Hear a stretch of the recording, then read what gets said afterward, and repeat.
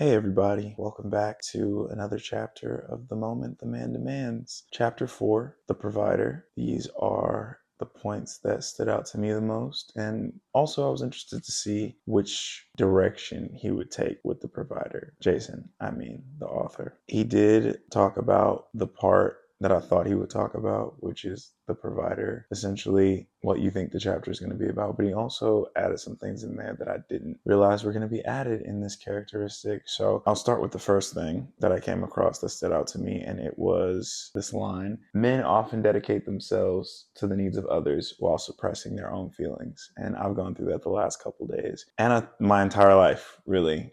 If I think about it, I'm always trying to put other people first, and then it wells up inside of you when you're doing things that take a toll on you, and you're not able to let it go because of what it might look like to other people on the outside. So it becomes suppressed, and it really sucks because when there's no outlet, an explosion is bound to happen. So I thought that was something that is talked about in the world, but from a overworking standpoint, which is what he goes into in the next thing that stood out to me, it's not mentioned enough. Like, when you're tired, you're tired, and if you're working hard, you're gonna be tired. It's bound to happen. So yeah, the next point that stood out to me was, when a couple is one flesh in finances, it fosters a more secure and prosperous financial future. He does go into a team mentality when it comes to relationship, and he coaches/mentors boys on making sure you find the right partner, because it will elevate y'all's situation when you can approach life from a one flesh mindset, which was super cool. Because mostly you think, as a man at least, if you're with a partner, that you're taking on another bill.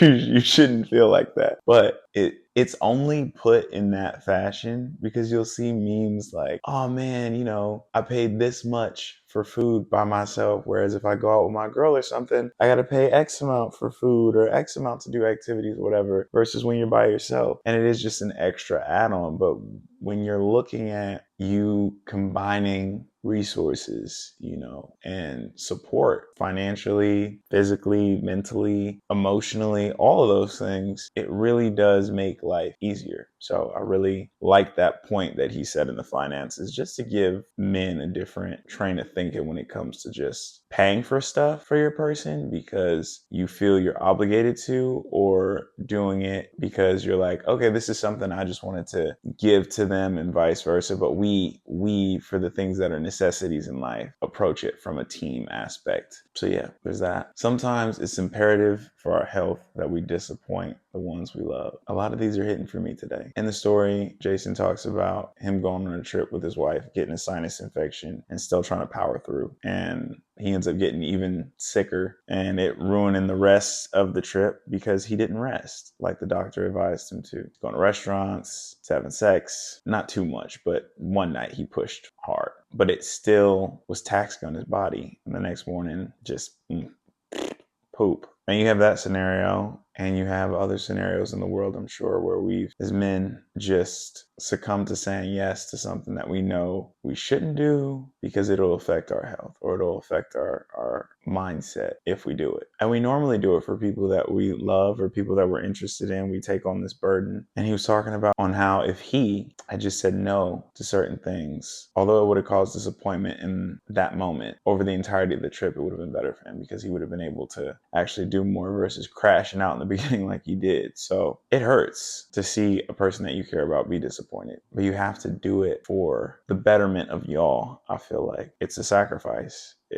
It comes with living life. Like, it's not always going to be up. Sometimes you have to disappoint and have it be down for a little bit. So that was something that struck home, because you always are thinking about trying to please other people when you can, and we're coached to be able to take on the burden of doing that, and it's not always the case. So there was that. And lastly, the thing that stood out for me for this chapter was get rid of the balanced life theme. Sometimes the scales have to be tipped in favor of the more important things. This was dope because you do hear balanced lifestyle a lot. And it's something that you hear so much that you don't really think about it logically. But if things are balanced, then nothing takes precedence. Work is right there with family. Family is right there with with pleasure, and you trying to have everything be equal, it just will never work out. You have to have it to where things that are important take precedence. He says his relationship with Yah, my relationship with Yah, God, takes precedence and should always be, my scale should always be tipped in that favor, since that's what I believe in as the highest favor. And then you got family, friends, work, like everything else has to have its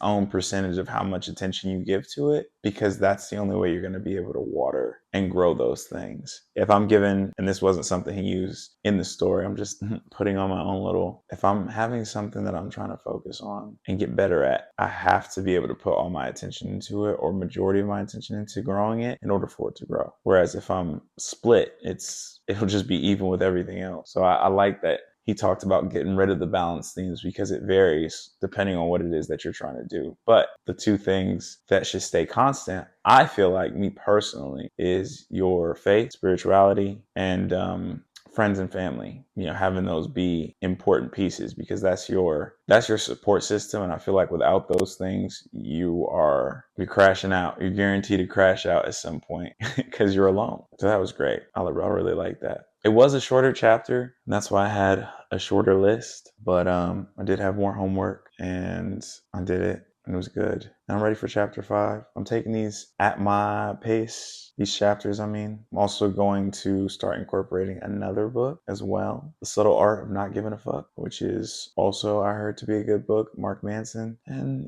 looking at it as like talking to two people in one day. Talk with Jason, talk with Mark. We'll see how it goes, but keep your eye out for that chapter. For chapters from there as well. And as always, thanks for staying, watching, commenting your thoughts on the video, on the chapter, what you relate to, what you need to work on, what you've been working on, good things that have come from it. So many things to comment and say and talk about. And I love that the people are doing it, and we're having conversations, and we're learning from one another. I had a client of mine tell me that women used to not talk about things back in the day when it came to like being a woman and like the trials you go through as you get older. And because of that, no one really knows how to approach it or like deal with it. And I'm sure some people do because they figured it out, but because the information isn't getting transferred to one another and going down the pipeline, other women are oblivious to how they can kind of resolve the problem or things that could help them out when they go through that process. And this is just one of those things where the information's out there. You might not be able to get your hands on it. You might not have the time to read it, but this is the purpose for me doing these videos and breaking down these chapters. So I'm hoping it helps. And yeah, that was my little spiel. But as always, I appreciate y'all.